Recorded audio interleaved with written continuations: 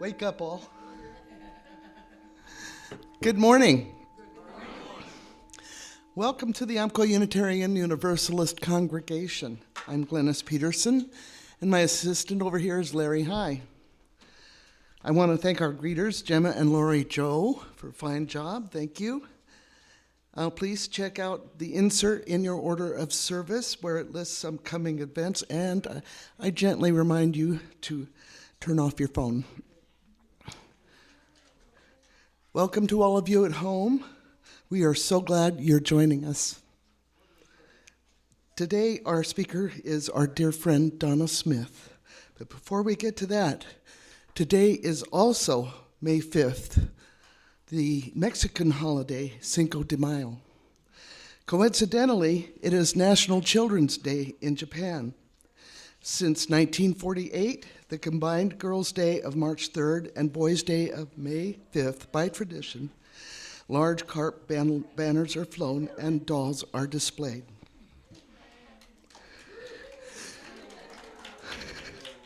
Today, we recognize both Cinco de Mayo and National Children's Day. We have one carp, one trout, and one Japanese doll. Thank you. Speaking of carp, I can't help it. To help those in our community who suffer from food insecurity, we join with several Roseburg churches in support of the Fish Pantry. We will now collect your food or money donations for fish.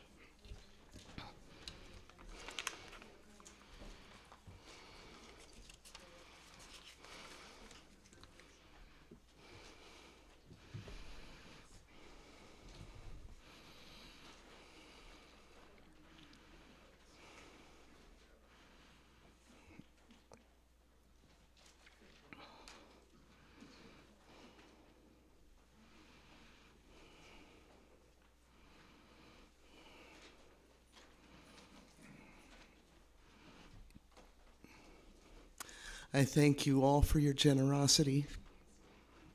It really does help curb the appetite. As symbolized by sounding the chime 3 times, may the flame of this chalice, the symbol of our faith, connect us to all who have come before us, all who are with us in body and spirit, and all who are yet to come into being. May it serve as a reminder of our unity and connection across all time and space.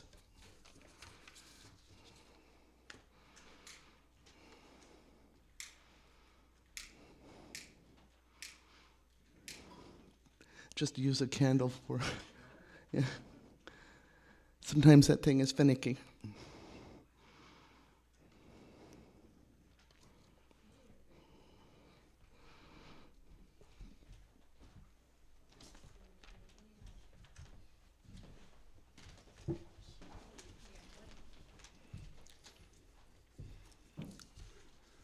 Good morning.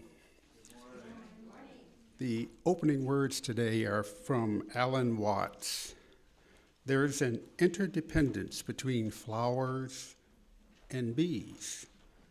Where there are no flowers, there are no bees. And where there are no bees, there are no flowers.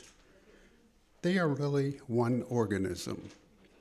And so in the same way, everything in nature depends on everything else.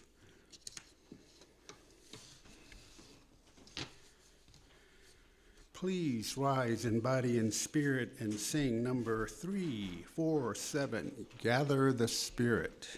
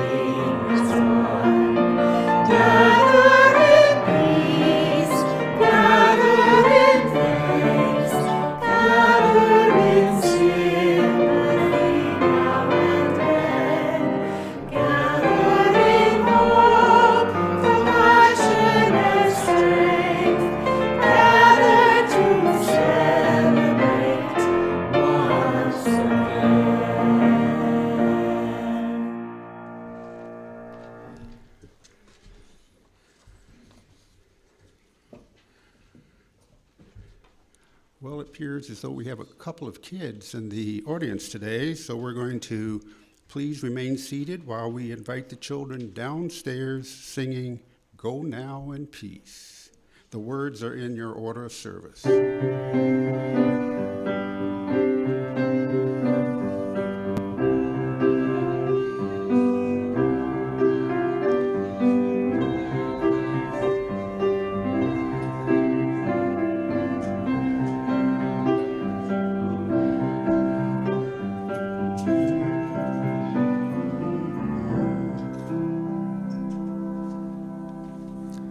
Thank you. Now is the time in our service when we remember our joys and concerns with silent or spoken candle lighting regarding the significant milestones in our lives. I invite those of you who wish to light a candle, silent or spoken, to please form a line to my right.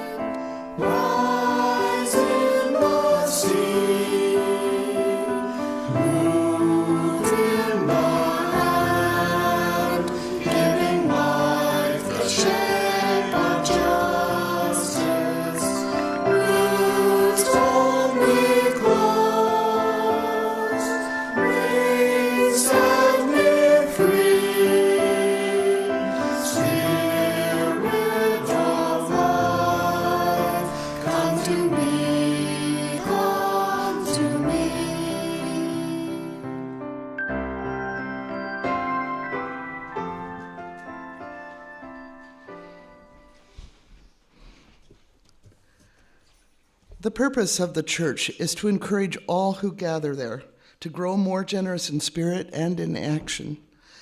This is the great end of all the world's faith traditions, to bring the human being closer to the divine by acts of creation and compassion. We now take an offering that allows us to exercise that all-important generosity of spirit, an offering that will support this self-supporting church and its many ministries. The gifts of the congregation will be most gratefully received.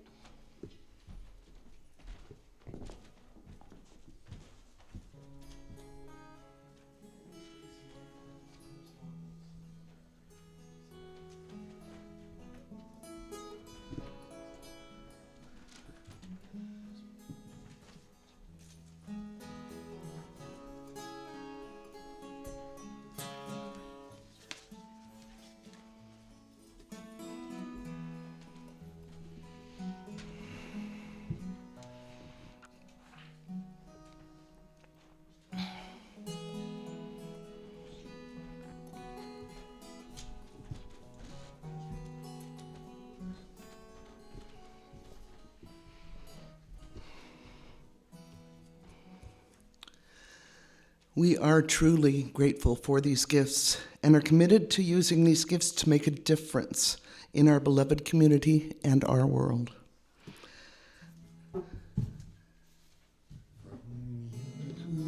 I receive, to you I give, together we share, and from this we live.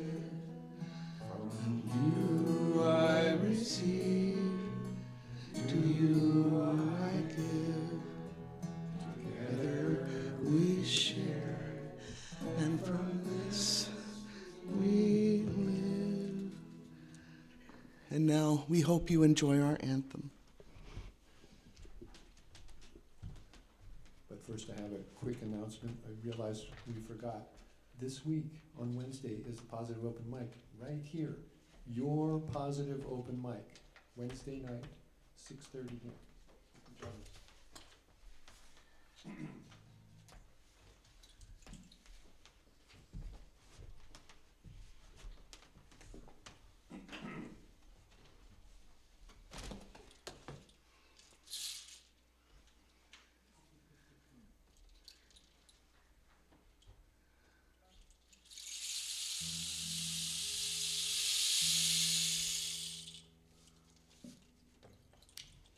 This is a wonderful sing-along.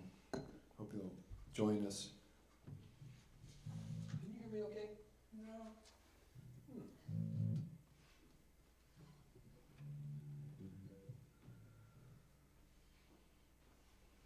Is that better? Yes. Okay.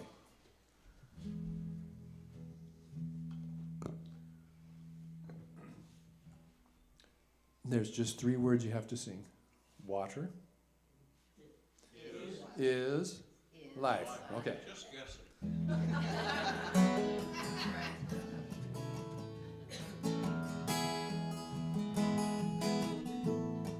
Water is life. 4 times. Water is life. Water is life. Water is life. And I'm going to sing another part that's in the Lakota native language. It goes along with it. You just keep doing that, what you did. Water is life. Mini Wichoni. Water is life. Mini Wichoni. Water is life. Mini Wichoni. Water is life.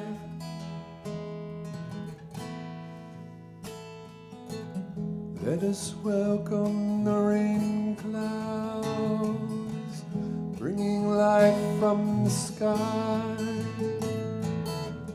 Let's give thanks for the water, without which we would die.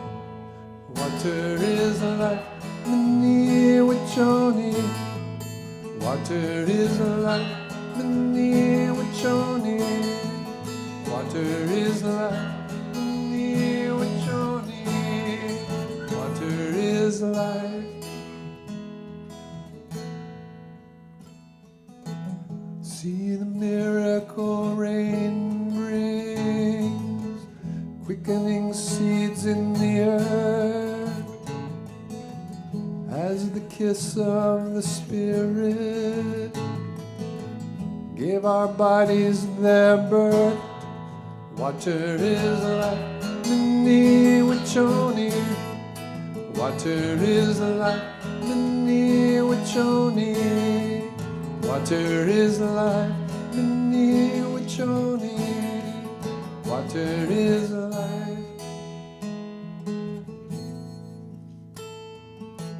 Hear the song of the river as it flows to the sea. In the water's reflection is our own purity. Water is life, Mini Wachoni. Water is life, Mini Wachoni. Water is life, Mini Wachoni. Water is life.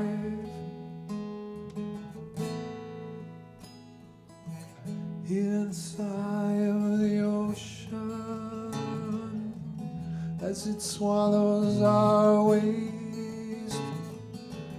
Let's take care of our planet. It cannot be replaced. Water is life, singing. Water is life with all your heart. Water is life, Mini Wachoni. Water is life. See the mist as it rises back again to the clouds. Every thought, word, and action shall again come around. Water is life, Mini Wachoni. Water is life, Mini Wachoni. Water is life, Mini Wachoni. Water is life. One more time. Water is life with all your heart. Water is life and all your soul. Water is life and all your body and all your strength. Water is life. Water is life.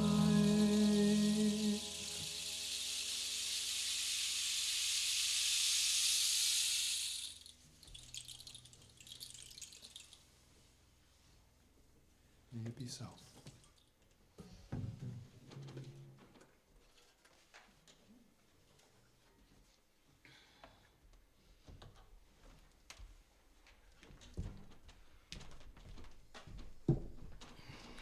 Thank you, Gladys, for joining me. Thank you, Sean. I would like to introduce now Donna Smith. She is a Unity Worldwide Ministry spiritual leader whose training's focused on pastoral care. She is most happy when she can help others find peace and joy in their lives. She's also a Unity chaplain, a Taizé prayer leader and trainer, a Reiki master and practitioner, a nonviolent communication teacher, a student and teacher in A Course of Miracles, and a teacher of the Way of Mastery. She is active in our cares and concerns ministry. Donna? She is our chaplain. I gotta add that to the list.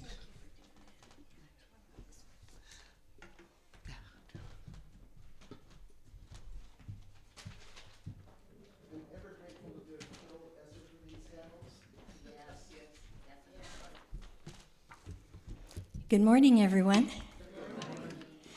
Very nice to see you.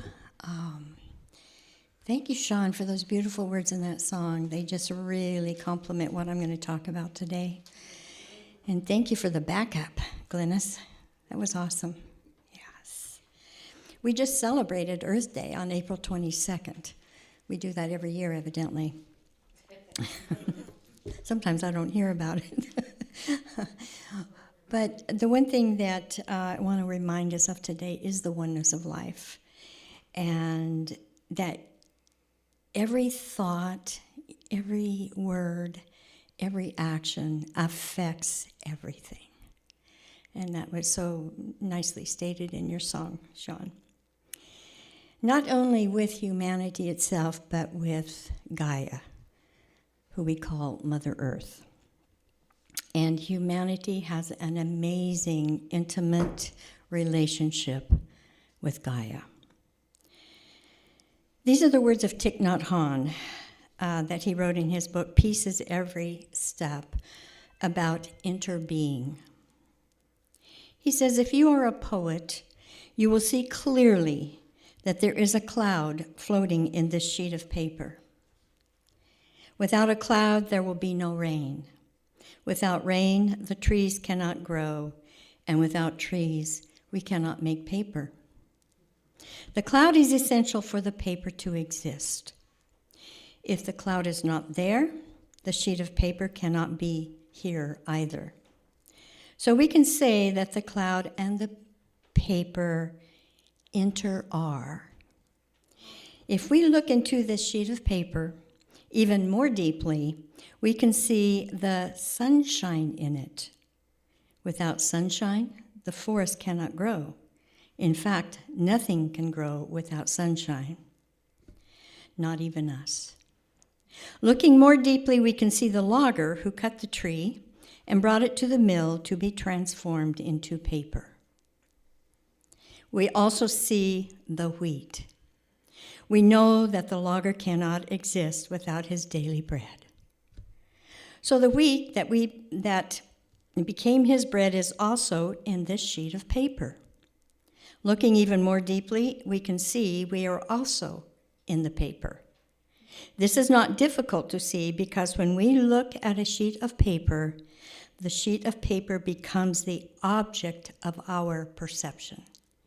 Your mind is in here, and mine is also. So we can say that everything is in here and in this sheet of paper. We cannot point out one thing that is not here. Time, space, the earth, the rain, the minerals in the soil, the sunshine, the cloud, the river, the heat. Everything coexists with this sheet of paper. To be is to interbe. We cannot just be by ourselves alone. We have to interbe with every other thing. This sheet of paper is because everything else is. So, Thich Nhat Hanh's words are eloquently said to show us the oneness of all of life. And I love the way he writes. And it also reminds us of our seventh principle: respect for the interdependent web of all existence of which we are a part. Now, I want to talk to you this morning about the intimate relationship between humanity and Gaia, our Mother Earth. It goes beyond the physical relationship, the air that we breathe, the soil that grows our food, the exquisite beauty, the mystery, and the majesty of this amazing planet, and also the sun and the galaxies in the planets in the galaxies around us that we live in. All of this affects our lives. Greg Braden said, "The need for the secrets of our origins and our true history to come out of the shadows and into the light grows ever greater as the world seems to spin further out of control." And the day when we will come face to face with the implications of those origins seems more inevitable all the time. The more people who learn those secrets about who we really are and then share those secrets with others, the sooner we can truly come together with connective clarity and purpose to evolve to the next level of our species. And I think Greg's words remind us of our fourth principle, a free and responsible search for truth and meaning. I want to share with you today some of those secrets that are coming out into the open. And I invite you to think about stepping outside of the comfortable boxes that we have created about who we are and what our lives and the world mean to us. Now, boxes are created based on all that we know about life and the world at the time they are created. However, we are an evolving species, and we cannot survive or grow when we limit ourselves to the outdated beliefs and habits that we've accumulated in our boxes. Everything is evolving, and our science is showing us new information as it discovers more secrets of the universe. And our comfort boxes need to be adjusted as well. So I ask that you entertain the thought of stepping outside the box this morning as we talk about the interdependence of life, its truth and meaning. So here we go, all right? There's a human spiritual experiment taking place on earth. When a soul decides to incarnate on earth, there is great rejoicing in the spiritual realm. Everything revolves around the human. And every one of us has made the decision to come here in physical form, and it is a very brave and courageous decision, and all the spiritual world knows that, and they celebrate us. Gaia's sole purpose is to support humanity, and it is an incredible process of how this is done. So I want to share that process with you today. Now, we must understand that this is a quantum relationship, and that, it may be difficult to fully comprehend what I'm about to speak about, because humanity thinks in linear terms. In the quantum realm, there is no time and space, only a very intelligent consciousness. This intelligent consciousness is our true essence and source. Our scientists are now beginning to work with this quantum realm, although slowly, because they are used to linear occurrences with logical proof. And rightly so. But the quantum realm usually defies logic. Gaia is a master who has also come into physical existence to assist us in this human experience. So how does she do that? What does this relationship look like? Remember, we're talking in quantum terms here. So I invite you to open your mind, and let's go on an adventure and a journey outside the box. Each one of us has what is called a personal Akashic record. Have you heard of that, the Akashic record? Yes. Okay. It's a multi-dimensional record of each life, all the energies of accomplishment, all the unfinished business relating to our life lessons, karmic group attributes, all talents and abilities grown over many lifetimes, all spiritual growth, and a quantum record of what you have done, and all of your potentials to come. Our personal Akashic record coexists in four places. your DNA, the cave of creation, the crystalline grid, and this may be surprising, but the whales and the dolphins. So allow me to give you some more information about this. Your DNA within your physical body holds your Akashic record. There are 12 layers of DNA, 2 of which we can see with our technology today. And it has been defined as the double helix. I think that might sound familiar to you. The other layers are quantum, dimensional, and all of these layers are the totality of you, physically and quantumly, or physically, mentally, emotionally, and spiritually. It is you. Now, the cave of creation is an actual place on the earth that will never be found, and it contains the Akash of all of humanity. In the cave is a crystal for each soul who has ever come to earth. It holds your Akashic record, and this crystal will remain here for as long as there is an earth. And it is updated each time you reincarnate. It remains on earth between those reincarnations. Gaia has a magnetic grid, and each piece of our DNA is surrounded by a magnetic field. You probably have heard about that. This means that the transfer of energetic information between these several places where our Akash is recorded is stored because, and they can communicate because of this magnetic field. It is multidimensional energy is what it is. So our science is very familiar with the magnetics, but this is why the 4 places that our Akashic record is stored communicates all the time. So why does Gaia record everything humans do? Because every human soul that comes to earth makes a difference. This is how important you are. The energy of each unique human modifies the life force of Gaia because of our intimate relationship.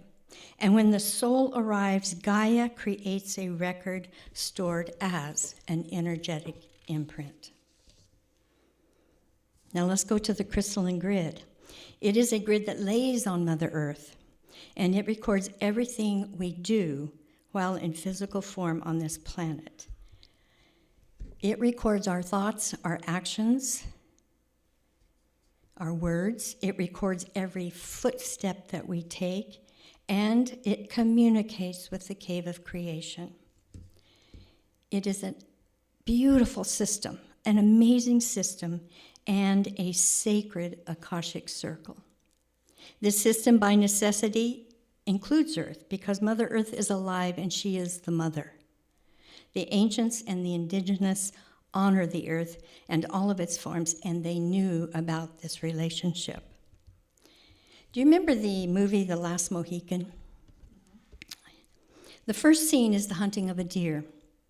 And when they kill the deer, they kneel beside it and they pray and offer their gratitude for the magnificent being providing food for them.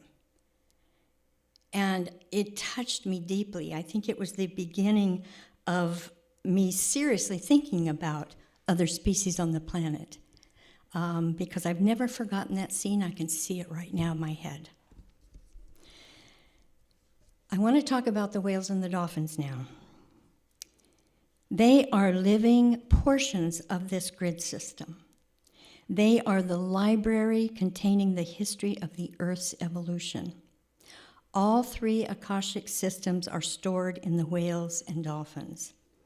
They coordinate and cooperate with the crystalline grid. So do you see how this system works? It's amazing. And even though there are those who hunt these species, from ancient times there has been a deep and continuing regard for these 2 species. Because deep down, we know who they are, even if we're not consciously aware of it. So think about this. Every life to come is based on the potentials of the now. Each time you shift your current life, the potentials of your lives to come also change. There is no timeline, only a constantly updated potential of your next life, created by you as you walk in the current life. So if everything you are doing now in your current life is a setup for the next, ask yourself these questions. What would I do differently from now on? Do I want the challenges I face to be carried over into another expression of life? I think these are very important lessons for our growth. From Monica Marani's book, The Human Akash, she writes, every accomplishment you achieve towards finding God and the divinity within you raises your vibration. In turn, you raise the vibration of the planet. And as we raise the vibration of the planet, we change the planet's potentials. Are you beginning to see the intimate relationship we have with Gaia?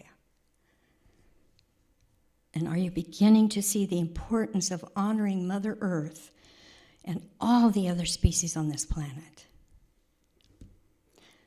From Marani's book, The Gaia Effect, she writes that we wrote that we learned that all species are here to support humanity. This means that it is okay to use other species to promote human life. However, the real question is, from what level of consciousness are we doing this? Think about The Last Mohican. High consciousness, gratitude. The thing that can adversely affect the vibration is that we do this without honoring these species and without giving them our gratitude. When we do honor them, we increase the vibration of all. She says that all of these species know they are here to support humanity, and they are happy to do that. The mutual support raises the vibration of all. It is about the circle of life. The circle of life, which was one of the messages of the movie, The Lion King. Who has not seen that movie? I have no. You haven't seen that movie? Okay, well, I'll help you see that. It's amazing. I haven't. I'll give it to you. So what I want to say is it's okay what you choose as sustenance for your body, as long as you do it from a place of reverence for the species that provide that sustenance, flora and fauna. So think about the things that have happened in your life that support the oneness theory. Somehow we know what is happening with our loved ones, even though they're not near. We've probably all experienced something like that. People we do not know who suffer from the effects of earthquakes, tsunamis, fires, and other catastrophes or disasters, do we not feel their emotions? That mirror effect, which means that we see others' suffering as our suffering. That's how connected we are. And our hearts open and we love even though we do not know these people. Our beloved pets, the relationship there, and they can't even talk. Well, some of them can. I think some birds can talk, right? But we know, don't we? Because we feel it. They are one with us. So when we have all those feelings of love and compassion, that it's so great, you just feel it so much in you, it seems to go beyond our comprehension because we've gone to another level of consciousness. I remember having joy so great I thought my heart was going to explode. That is when you are really in that deep connection with who you truly are. So this is that oneness of source that is shining through that space of relationship between us and all that is.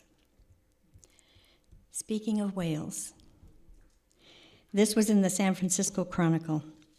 A female humpback whale had become entangled in a spider web of crab traps and lines. She was weighted down by hundreds of pounds of traps that caused her to struggle to stay afloat. She also had hundreds of yards of line rope wrapped around her body, her tail, her torso, and a line tugging in her mouth. A fisherman spotted her just east of the Farallon Islands and radioed an environmental group for help. They realized that the only way to save her was to dive in and untangle her. Even though it might be dangerous, they did it. And they worked for hours and with these curved knives, and they eventually freed her. When she was free, the diver said she swam in what seemed like joyous circles. She then came back to each and every diver, one at a time, nudged them and pushed them gently around. She was thanking them. The rescuers said it was the most incredibly beautiful experience of their lives. The man who cut the rope out of her mouth said her eyes were following him the whole time, and he will never be the same. We need to balance our higher and lower selves, our human and spiritual levels. As Drunvalo Melchizedek says, eventually, when you're completely connected to the lower and the higher selves, it becomes clear that everything is alive. Once that realization becomes your life, then everything becomes communication and everything has meaning. The higher and the lower selves can communicate with you in all kinds of ways, not just as in a vision as angels or as a voice that speaks in secret tongues in your head. Once connected, the entire reality becomes alive and fully conscious, and everything is communicating at all times. Your inner world is alive and directly connected to the outer world. The outer world can speak to your inner world. The shape of trees, the color of a car at the right moment, even the license plates on the car can communicate to you. The movement of the wind, the flight of a bird in a certain direction, everything. Everything becomes alive and communicates. This world is much more than we were taught by our parents. The truth is they didn't know, though long ago their ancestors did. And he goes on to say, we live in a world that exists only in the mind of God. It is only light. Using sacred geometry, the Mother, Father, Spirit of Life has created a universe of light for us to play in and love each other. We are the children of God. Great Spirit expresses through each one of us and speaks of worlds of consciousness far above the ordinary life of humanity. We hold within us a potential so great that if all the adjectives in the dictionary were compressed into one word, it would still not fully describe the innate greatness shining out of the eyes of a single, ordinary, everyday child. That's how great we are. So I'd like to invite you to take a moment of meditation now with me. Get comfortable in your chair.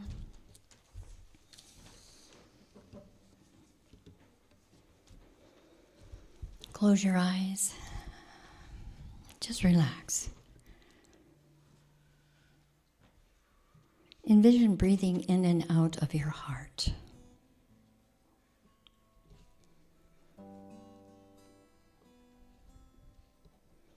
Now think of someone or something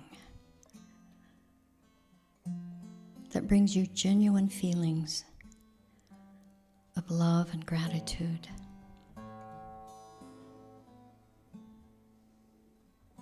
be a pet, could be a person, a sunset.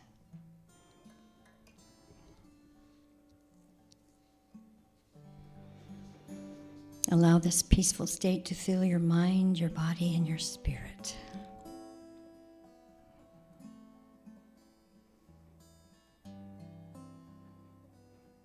And now let us bless the earth, Mother Earth, with love and gratitude.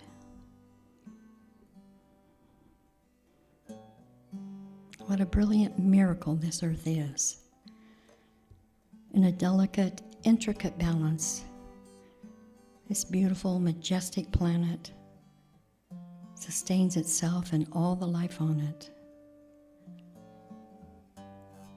So let us show our reverence by lovingly caring for our earth home. As we look out, we see humans helping other species, and other species helping humans.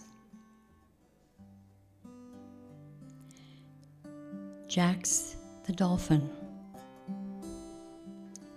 found and returned to health, a large part of her tail missing. She is in a marine habitat and is a goodwill ambassador for handicapped veterans who go and play in the water with him. Very therapeutic for the vets. Winter the dolphin, who lost his tail. They created a prosthetic tail for her, of which many were rejected by Winter. However, through this process of finding the right tail that would not be rejected by Winter, new prosthetics for humans were created that are much more flexible and comfortable.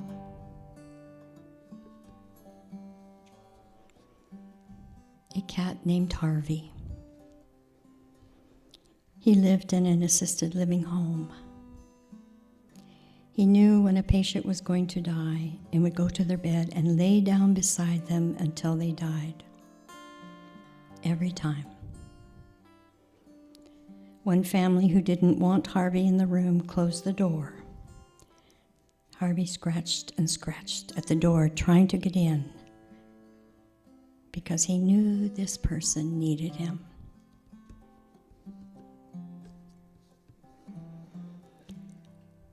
The beauty of the flowers, the amazing life-giving energy and love you get from trees, the nutrition we receive from the species that support human life.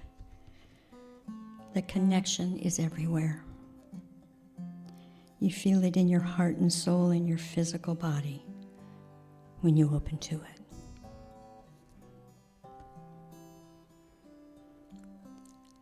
Let us bless our earth home and all its species with prayers of health and peace.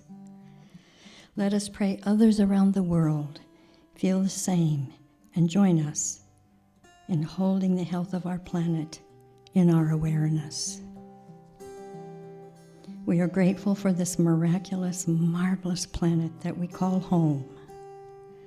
With love and gratitude, let us commit to doing all we can to live gently upon the earth, promoting this incredible partnership. Just breathe that appreciation into our hearts.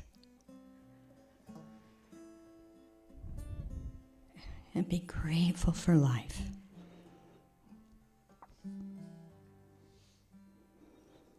So take a deep breath as you begin to bring your awareness back into our beautiful space here. And when you're ready, you can open your eyes.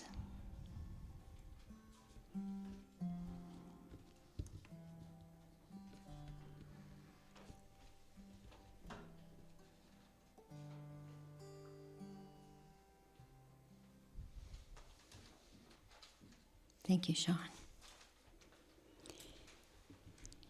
am I to stay here? Okay.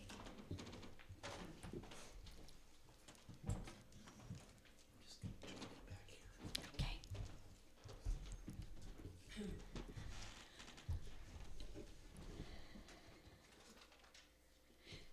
Tammy has her hand up. Now is the time for our Oh. sermon discussion. Whoops.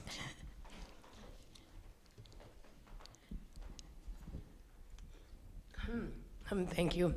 Okay, so Donna, the Akashic Records, from what I understand, Edgar Casey, nice heavy past, had said that they were buried under the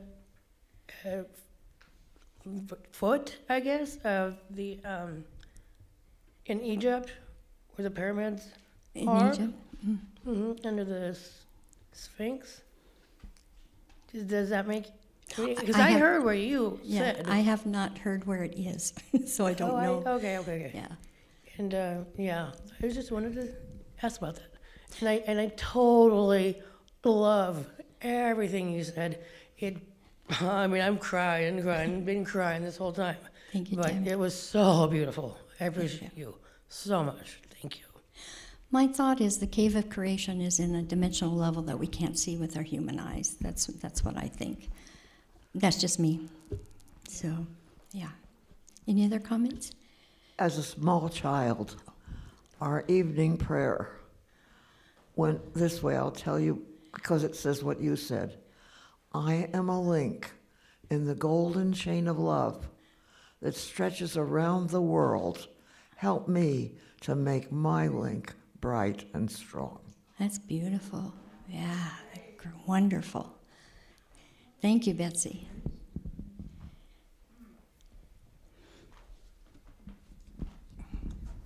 I have a feeling that I would like to see a crystal below there on the bottom part of that stand that has the pot on it to remind me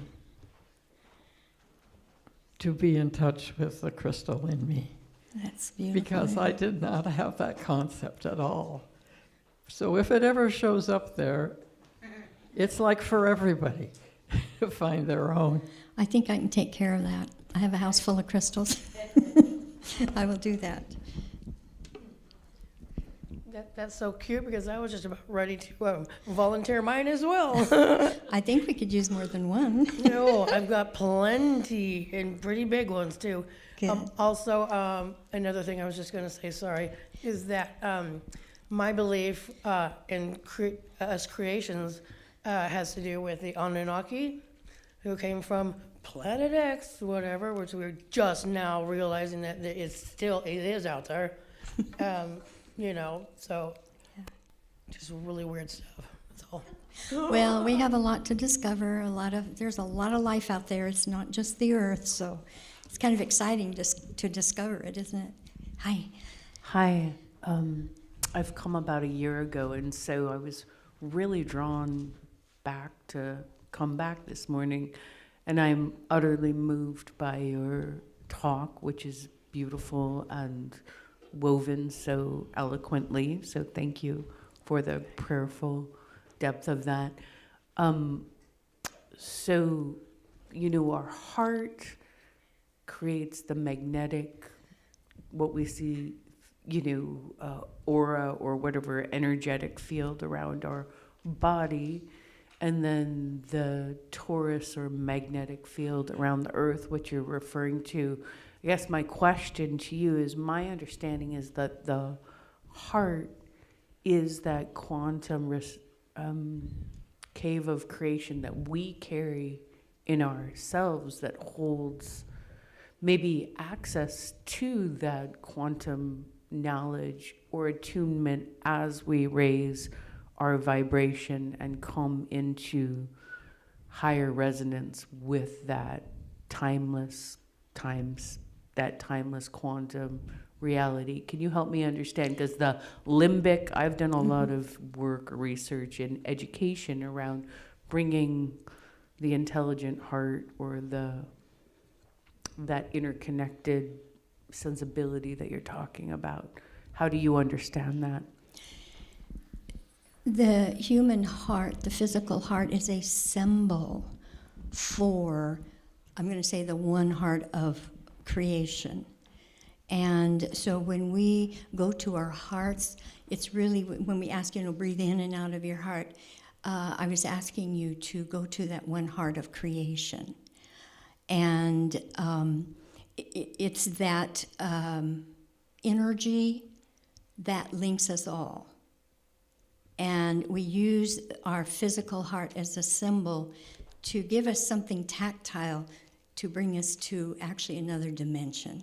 It helps to have something tactile sometimes, So that's the beautiful, part of the heart's reason for being here. The heart in the body actually balances all the other systems in the body. It's a very important organ. In fact, the heart is the first organ to be created in the womb. They don't even know why it's the first one, and when it starts beating, they don't know why it starts beating. That's the incredible energy of life and how it comes into physical formation. So that heart, if you can think of it as the intelligence, the wisdom of the all that is, and when you go to your heart, remember that heart, that physical heart, is the symbol of all of that.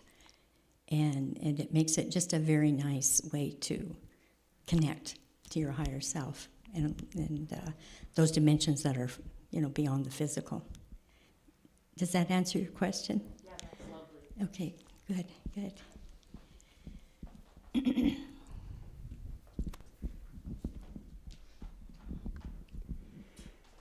Thank you for helping me slip out of that place I was in for a few days and bringing me back to heart space. There was a question, how do you increase your consciousness on an everyday level? The thing that works for me, in those times like you might be feeling some anger, disappointment, whatever it is, I remind myself whatever it is within me.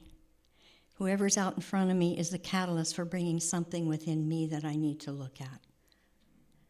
And so when I remember to do that, then I go back within myself, and then I literally say, Donna, I choose love. I choose love. It brings me out of that feeling, that all of those feelings that depression, anger, whatever they are they're coming from fear. I don't want fear to run my life. And so I bring myself back in, and I choose love, I choose peace. And that helps me come out really fast. But I've done it for a long time. That's how I do it. Doesn't mean sometimes I don't get angry, that. But I at least have a toolbox, a toolkit that I can use. And so we just need to remember that love is the only real essence of life. The fear is something that we've created in our mind by the ego. And don't let the ego control your life. Talk to it, love it, but don't let it control your life. I always say, oh, hi, there you are, ego. You're alive again. Well, I choose love instead. Just have a conversation with it, make it light, and you'll find that you will get out of that fearful mood right away, and it doesn't have control over you anymore. That's what I do.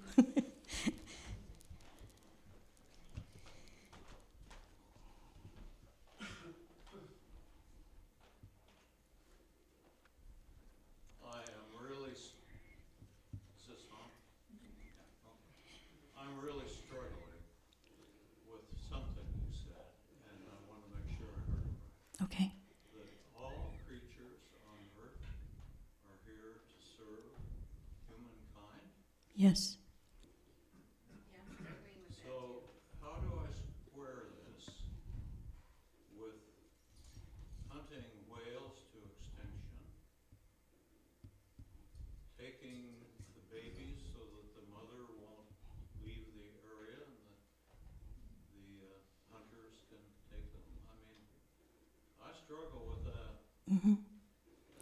And that's why I was talking about, the level of consciousness that we're coming from. When you are doing those kind of things that you were just talking about, it comes from a lower consciousness. So what we need to do is remember what they do for us and appreciate them and show them gratitude. And, the way that they die is very important in that. What was her name? Temple. Pardon? Terry Tempest Williams. Not. Temple. Oh, okay, yes. She wrote about, the cattle and the fear that she saw in them, the way that they were, killing them. And she was a great advocate for just revering these animals and, treating them with humanely. So it's a level of consciousness, Al. And when others are not on that same level and are doing these things, what I do is just pray that their consciousness can change. And the only way we can increase consciousness is we increase our own. That's what we can do.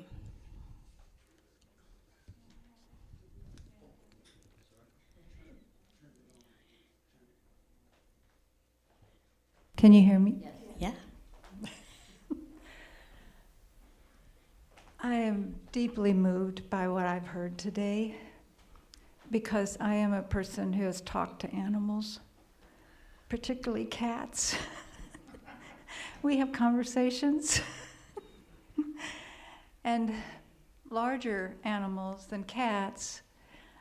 I had a wonderful opportunity when I was in New Zealand to pay fee to go on a research vessel for National Geographic.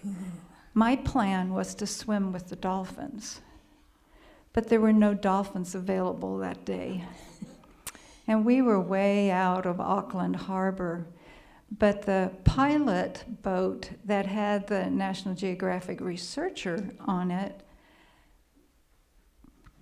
contacted the boat where I was that had a lot of tourists. And she said, "Get back inside the harbor. We have a pod of whales." Wow. So the boat went as quickly as it could, and I was enthralled because these huge, huge animals were swimming all around both of the boats and got in the middle of the boats. And I realized if one of them missed and got underneath the boat, we'd be all wet. But that never happened. And the largest whale was like 15 feet from where I was looking, and I could look right in her eyes. Mm-hmm. It was amazing. Yes. And that has always stayed with me, that the power to upset both boats was there, but it did not happen. These are gentle creatures. Yeah. Yes. Yeah.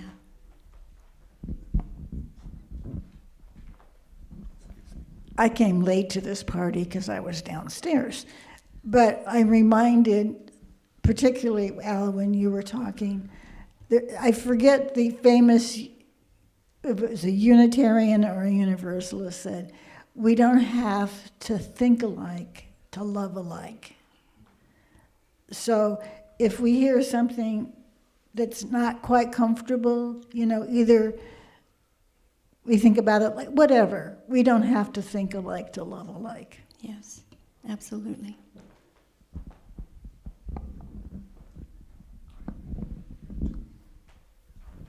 Hi, thank you. My first comment, I just want to thank you so much. I'm so grateful Thank to you, be Lauren. here and to hear what you have to say and all the comments. And I also feel the same as Al, in that when you see something that troubles you deep inside, you think, how can this be happening?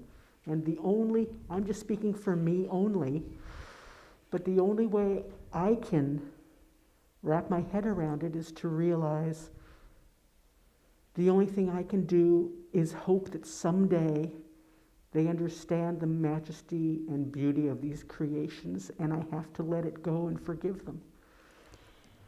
The most powerful thing we can do is be what we want in the world, because we can't change others or fix others. We do not have to condone actions. We do not have to do that. But we do, for me, it's more important for me to bring a higher vibration to a situation than to join a lower vibration, by, fighting it or something. It's not helping. You must bring a higher vibration to something so that you can bring that wisdom to it. It's a slow process, and some of us, I know, get really frustrated with that. But if you can remember that when you bring a higher vibration, you're really doing a lot more to help it. It will happen. It's just a slow process. How many of us? There's 7 or 8 billion. It's just a slow process. But it's a process that will happen. It will happen. So just really one quick thing here. When it comes to animals, I have been dead set since I was so teeny tiny that I loved animals, all animals. So much that that's what I wanted to do with my life. At the age of 3, I decided that I wanted to become a veterinarian. And I kept that up going, living till I think it was 10, 11, 12, 13. I realized that, I have to operate on them, which meant in my brain, that was hurting them because I had to cut open on them. And I was like, okay, I can't do that. And working out at the wildlife safari, I got to go in to the lion, cages. And I had one of them, the male lions, jump up on the doors, and his foot was so big, and that he roared, and my body vibrated. That was so pleasant. And animals, and it is the dolphins and the whales and, that special knowledge that they do know that we as humans are with them. They understand that. My dog and my cat, yes, I do talk to them, and I talk to them just like they are another person. We have conversations. I think most of us do, don't we? Yes, and yeah, there are people that think, well, they don't have memory. I mean, I was like, well, my dog does. And it's awesome. Yes. And I love animals of all shapes and sizes. So, Yeah. Thank you so much, Donna. This was awesome. Thank you, Tammy. Thank you. In the interest of time, we need to move on. Thank you, everyone. Make sure I don't bring this. I'm gonna move this over here. That's fine. There you go. Thank you. Please join us and rise as you are able and sing Break Not the Circle.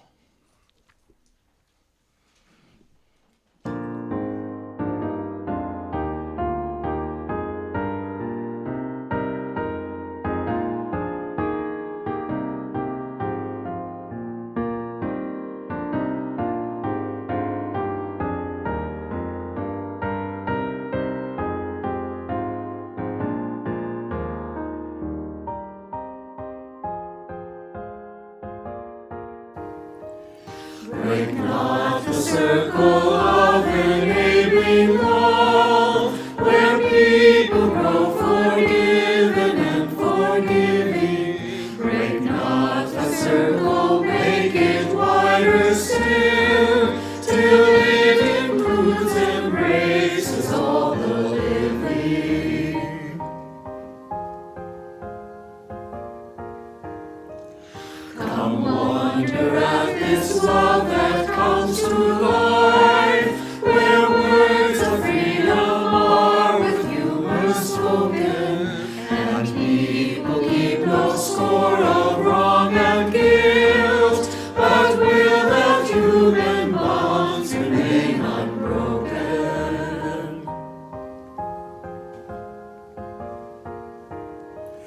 Join then the movement of the love that frees, till people of whatever race or nation will truly be themselves and on their feet sing eye to eye with laughter and elation.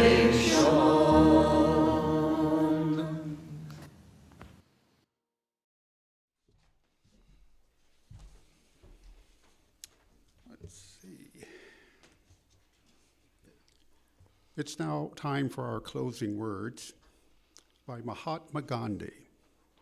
Interdependence is and ought to be as much the ideal of man as self-sufficiency. Man is a social being.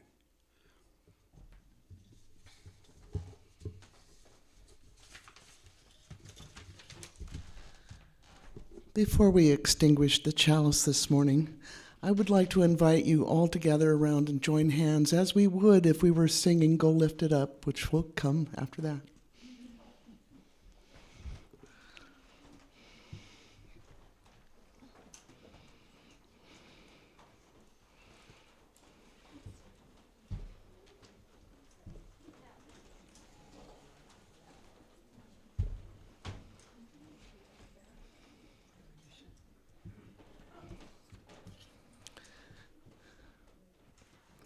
Become aware of the hands that you are holding, their warmth, their texture, and weight.